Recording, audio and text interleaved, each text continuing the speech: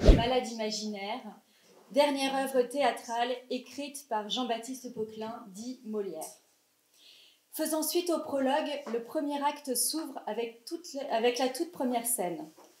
Argan, après avoir sonné ses gens pour que ceux-ci s'empressent de lui porter secours, s'enrage d'impatience du fait qu'ils ne répondent pas immédiatement à ses appels et plaintif d'être toujours délaissé, s'exclame enfin. Est-il possible qu'on laisse comme cela un pauvre malade tout seul? Cette réplique molièresque fait appel à mes souvenirs. D'abord ceux de mon enfance et de ma puberté, ma plainte, mon inconfort du fait d'un mauvais virus, et ces appels que j'ai lancés vers ma mère, qui m'invitait à rester au chaud auprès de ses soins plutôt que de me rendre à l'école, et qui me gratifiait en plus d'un petit mot dans mon carnet, qui me permettait d'avoir une excuse en main pour ne pas avoir à me présenter au cours. Puis, des situations plus actuelles, dans la clinique, mais aussi dans mon entourage. Des personnes qui brandissent le mot « malade » à bride abattue, pour un rhume, une angine, une fatigue, une tristesse, un mal-être, une souffrance, un burn-out, un arrêt maladie. Je suis malade depuis 2 semaines. Mon patron me rend malade. Je suis malade, je fais un burn-out. Je vais demander un arrêt maladie.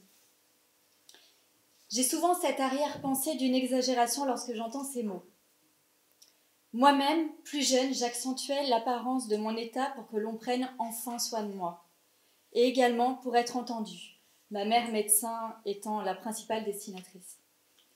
Cette position que j'occupais d'être malade, d'exagérer ma plainte et mes symptômes, était le masque d'une autre sollicitation, d'une autre souffrance qui, elle, ne trouvait pas à se dire simplement. Cela concernait une détresse d'alors que je lui adressais. Est-ce qu'une angine ou est-ce qu'un rhume est une maladie? Est-ce que souffrir d'un symptôme ou d'un ensemble de symptômes fait de nous un ou une malade? Je tente une première réponse avec un geste simple, le dictionnaire, le littré.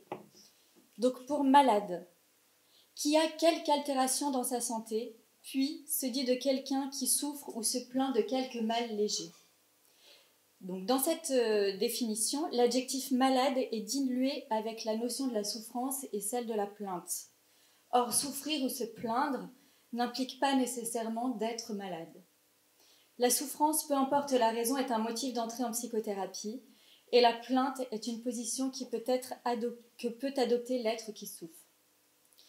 La définition du mot maladie, le littré dit altération dans la santé, entre autres.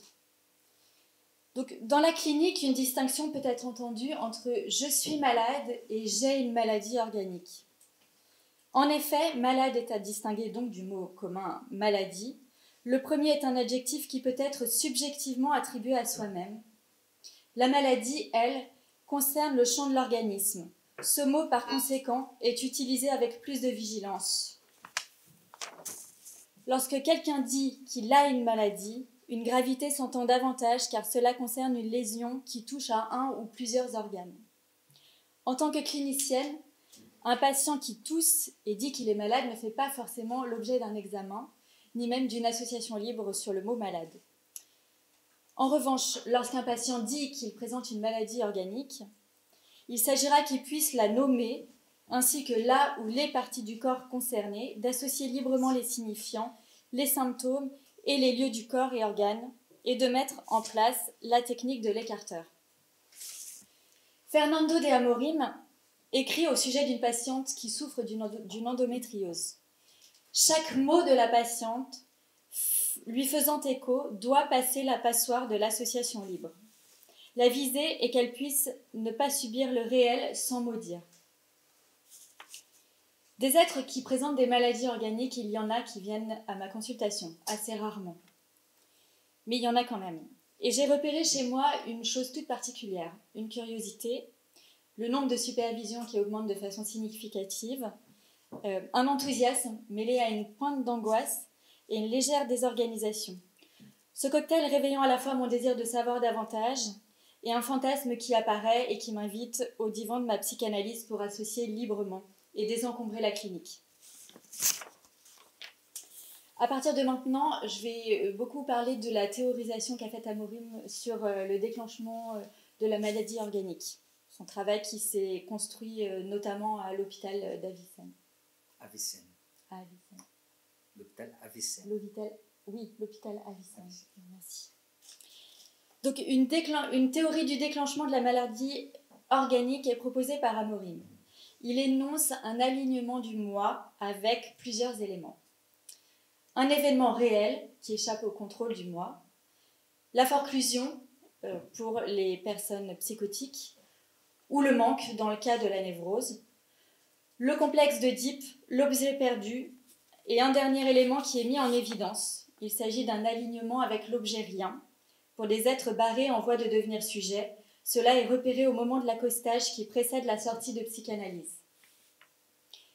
Dans cette configuration de déclenchement de la maladie, le moi est confronté à deux représentants du réel, donc de l'impossible, dans sa vie. Je cite, là c'est Amorim qui est cité. L'événement du réel qui se présente dans l'actuel du moi est l'objet perdu datant de l'enfance. Dans le cas de l'affaire Verfung, il y a le rejet du signifiant du nom du père par le moi. Il s'agit pour ce dernier, je cite Amorim, d'éviter la rencontre du manque structurel propre à l'être, en utilisant la maladie comme bouche-trou, et ainsi éviter la perception de tomber dans le vide. Dans le cas de la névrose, le moi a affaire au manque. Et comme il ne le souhaite pas, il a l'intention de l'éviter, et pour cela, il provoque inhibition, angoisse et symptômes, qu'ils soient psychiques, corporels ou organiques. Donc les définitions que j'ai énoncées plus tôt du Littré sont insuffisantes au vu de la clinique et de ses nuances, ainsi que celles du champ médical. Ces deux champs recouvrent des états pouvant aller de symptômes psychiques et corporels alimentés par une libido teintée de signifiants à une hospitalisation pour maladie. Cette dernière étant alimentée par une libido non teintée de signifiants, donc non accessible car nageant dans les eaux profondes de l'inconscient. La difficulté clinique résidant dans cette dernière, à savoir proposer l'association libre aux patients, donc avec dispositif de psychothérapie, avec comme première visée ce qu'Amorim appelle une fantasmatisation de l'organisme. Fantasmatiser l'organisme, c'est faire une interprétation imaginaire, donc propre à la lecture du moi et à sa perception. Il s'agit d'une invention de la ou des causes de la maladie. Elle est sans visée thérapeutique, sinon celle de nourrir le transfert, et donc de faire que la personne puisse continuer à venir et qu'elle puisse se mettre aussi au travail. Lorsqu'il y a entrée en psychanalyse, il s'agira pour l'être de corporéifier son organisme, puisqu'il occupe la position de psychanalysant, c'est-à-dire de construire une interprétation symbolique afin que le moi soit responsable de son organisme. La corporéification de l'organisme est une façon de coudre deux tissus ensemble pour en faire une chemise. Citation d'Amorim. Cette interprétation symbolique provenant du grand autre barré est donc construite par un être castré, non par le moi. Elle est, de ce fait, énoncée sur le divan. Cette interprétation est thérapeutique car elle est une construction symbolique née d'un travail qui est celui de pousser l'être à créer une autre voie. Avec ces distinctions et éclaircissements,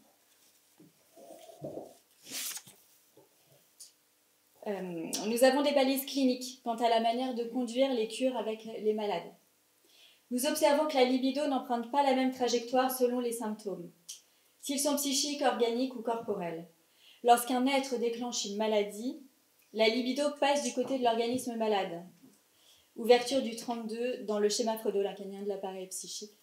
Si on peut la voir. Merci. Merci à vous.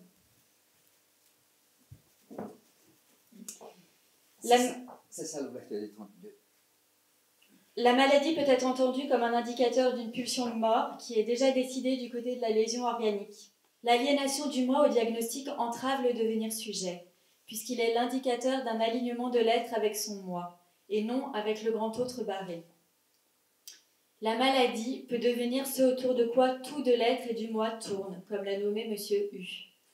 Le diagnostic, peu importe lequel, n'est pas l'être, mais le moi peut s'en servir comme prétexte pour ne pas se mettre au travail d'être et de savoir sur lui-même. Cependant, le diagnostic, s'il est nommé en séance, est aussi un signifiant qui peut servir de tremplin et ouvrir la voie aux associations libres et donc au devenir sujet. Marie-Annick Merckx, neuropsychiatre, écrivait au sujet de la séropositivité, je la cite, « L'annonce de la séropositivité bouleverse principalement la notion du temps vécu et à vivre. » Fin de la citation. Ça m'a fait penser à la psychanalyse, en fait. Une psychanalyse provoque aussi cet effet de bouleversement, de choc même. La vie n'est pas éternelle, ce réel du temps qui y échappe. Donc une psychanalyse provoque aussi cet effet de bouleversement, de choc, mais sans en passer par une décision ou un comportement destructeur. A contrario, elle invite à la construction sans plus tarder. Je suis restée sans voix face à ce désir décidé de ne pas savoir. Je n'avais pas fait l'expérience encore de cela dans ma clinique, de façon aussi tenace. Voilà. Lorsque le diagnostic tombe, le moi est secoué et cette déstabilisation du moi est un instant où l'être peut sortir de sa cachette, le vernis épais craquelle et peut se confronter un peu plus à ce face-à-face avec lui-même.